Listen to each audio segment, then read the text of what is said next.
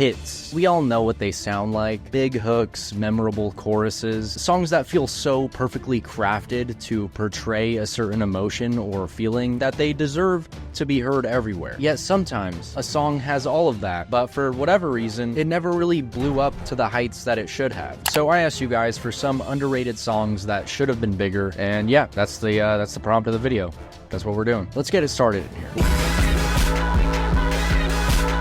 Lights by Ellie Goulding should be in the same greatest pop song ever conversations that Bad Romance and Toxic are in. Alright, this one might upset some people might head to the comments. Lights is already a huge song. What is this video even? Hear me out. I agree with this person. I get what they're saying. Lights is a huge song. There's no arguing that. If you don't remember how big it is, just look up the music video like I did. It has like 10 trillion views. But even though this song was relatively big, it did get played quite often, it isn't revered as highly as some Britney stuff, some Lady Gaga stuff, which yeah, it's hard to get to that level. Not many people can have a pop song with such a long-standing occupance in your brain as stuff like Bad Romance, but I do think Lights should be on the same level. There's a lot of Ellie Goulding stuff that I agree with how big it got, but Lights just needs more respect on its name. While this one isn't necessarily underrated, I would feel kind of dumb to call this underrated. This one is a hit, but it definitely should have been a mega hit.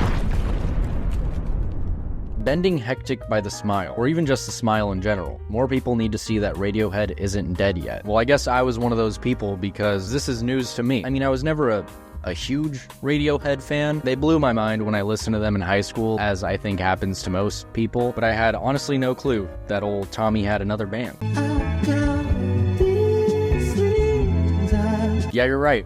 You're right. This song reminds me what I loved about Radiohead when I was first hearing them. I gotta check how many listens they have, because I swear to God, if I start saying this is underrated and then see that it has 100 million streams, you're gonna make me look real stupid. Okay, has like 9 million streams, which is a lot, but it's not even their biggest song as The Smile. And you compare that to Radiohead numbers, it isn't creep or anything. Especially for big Radiohead fans that miss old Radiohead stuff, they're right here. They're making it. At least Tom. I don't know who else is different in the band, but yeah, I would say this one is pretty underrated.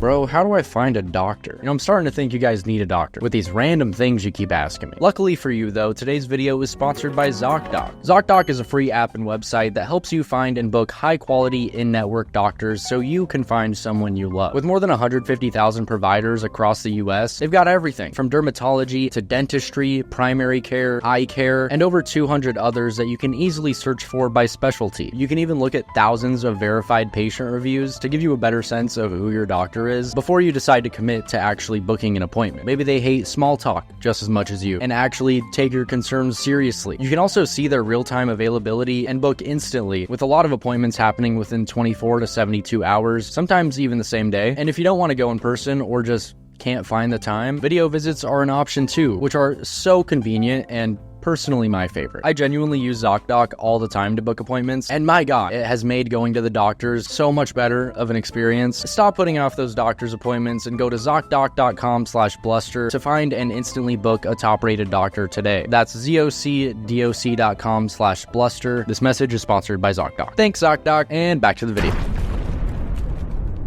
Transdermal Celebration by Ween.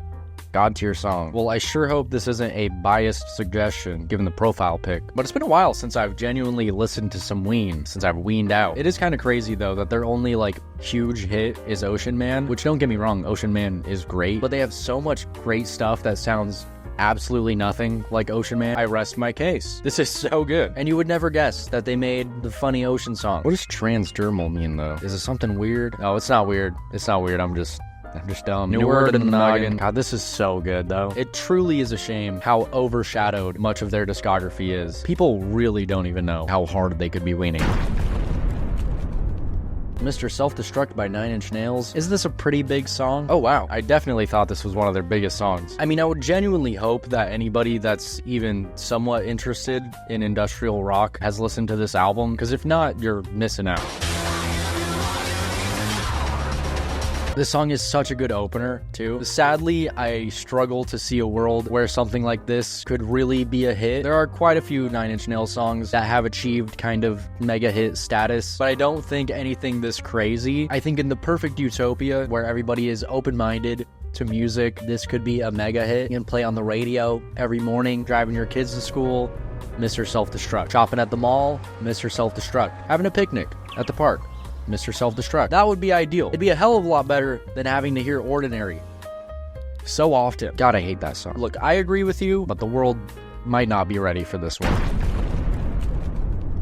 Jackie Down the Line by Fontaines DC is genuinely such a peak song. My friend Sally says she knows you. I feel like the latest Fontaines DC album kind of blew up enough to get outside of their regular fan base. So there are a lot of people, I feel like, that love the new album but haven't really bothered to check out their old stuff. That includes me. I honestly didn't know anything about Fontaines DC before their latest album, and so many people have told me to listen to their older stuff, which I've been meaning to. I just haven't. God, they are so fucking good. This man has truly been blessed with this voice. Now, this song isn't small by any means. It is at least in their top 10 most listened to songs, but it isn't their biggest, and I can kind of see why. I love it, but it's a little more low-key, a little more indie, monotone sounding compared to their big hits like Starburster that are a little more up-tempo, a little harder to imagine that many people having a problem with it. This song is good, but I feel like it's a little harder for more low-key songs like this to become huge. I agree though, and I definitely need to listen to this album.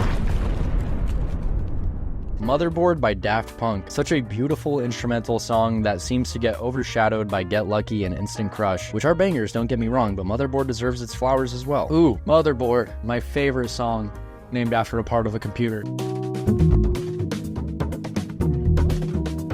This might be one of the best songs ever made. Like seriously. Everything I was saying earlier about that 9 Inch Nails song, which was obviously a joke, replace it with this, that is a utopia. Driving your kids to school, Motherboard. Shopping at the mall, Motherboard. Having a picnic in the park, but maybe it's nighttime, Motherboard. That is a society that has achieved peace. A peace I don't think I will ever see in my life, but that's okay because headphones exist and I have them. Now, it's pretty obvious why a song like Get Lucky got huge and Motherboard didn't. It's completely instrumental. There's no catchy hook sang by Pharrell the whole time. A lot of people don't really vibe with an instrumental track. It's a harsh reality, but that's okay. This song should be humongous. It should be the biggest song in the world, but that's just how it is. The fact that it's called Motherboard, but it sounds so wondrous and lifelike. God, I miss Daft Punk. Most anything by Rebecca Black, but especially Crumbs. It's a hauntingly beautiful song, and the production is so dark and layered. Chef's kiss. You know, it's about time someone mentioned Rebecca Black in a good way. I feel like most people in the know who are actively online, open-minded, searching for new music, know that Rebecca Black's been putting out some great stuff for a bit. If you don't, here's your announcement. She has. But it is sad that the general public do still remember and refer to her as the Friday girl. First of all, Friday wasn't that bad. Second of all, she's so much more.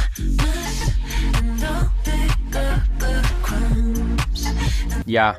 I hadn't heard this one before. I haven't been super caught up with her stuff, but she had an EP a while ago with some genuinely amazing pop songs. She was kind of on a hyperpop wave for a while, but her more recent stuff has been more classic pop, and she is killing it. There's at least a lot more people now that know what's up, but there is something about her name and the connotation that really holds her back from being a huge artist, I feel like. Probably should have changed her stage name, but I get it. She embraces Friday, she embraces the cringe of her past, and she's definitely doing well enough without having to change anything. So good for her. I think she will get to legendary status. It'll just take a little longer.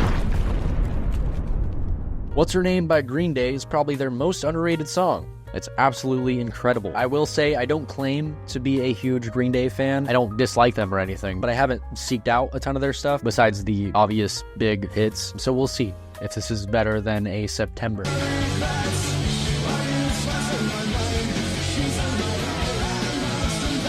Holy crap, dude. You're very right. You're spot on with this one. I don't even know what to say. This is a great song. I definitely think if I heard this as a kid around the same time I heard stuff like September, it would have the same nostalgic, emotional impact as that song for me, because damn, he's going off on this song. This is the closer track to 2 songs after September. They knew they made a classic with September, and they had to one-up it before the end. I'm saving this song. Thank you. I know I'm probably especially late to this because I definitely should have listened to this whole album by now, but I'll get to it after Fontaines. It's kind of absurd, honestly, that this isn't as big as their other hits. Like, why? American Idiot is a great song, but why not this?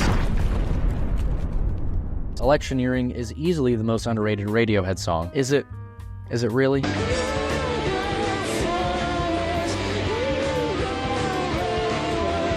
Yeah, it is. I got a list of stuff I gotta go back and listen to after this video. Why is Creep their most listened to song? I don't get it. I guess I do. No, I don't. I was trying to get it. I don't get it. Now, this is real rock. I'm so tired of these freaking beds and boobs. Harry Pitts claiming that what they're making is rock. This is real rock. That was a joke, but I also kind of mean it. There is actually no reason this should not be one of their biggest songs. This must have just been an insane fluke, a minuscule mistake somewhere causing a butterfly effect that somehow caused this to not be their biggest hit. That's the only logical explanation here. Last one, and you know I saved the best for last. Run Away With Me by Rae Jepsen 100,000 times and then some. That deserved to be the biggest song in the world. There is nothing but facts in this statement. If you're relatively new to the channel, you might not know, but Rae is one of my favorite artists, pop artists at least, okay? I don't listen to her as much these days, but she has made what I personally think is some of the best pop music ever, specifically on the album this is on, Emotion.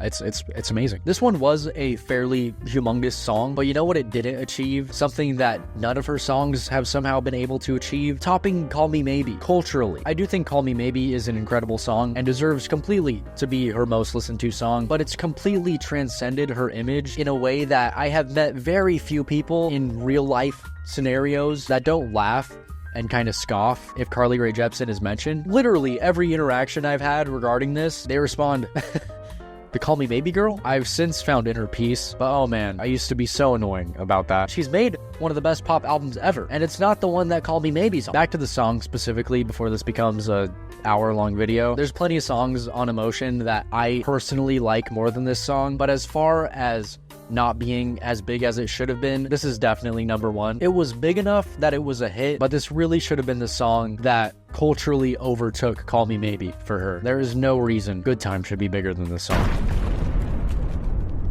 That's the video. Thanks so much for watching. If you like the video, feel free to leave a like, and if you really like the video, maybe just consider some point in the future hitting the subscribe button, maybe even now. If you're already subscribed, here's your complimentary bluster point. I hear those are worth like 10,000 real dollars these days. Okay, bye.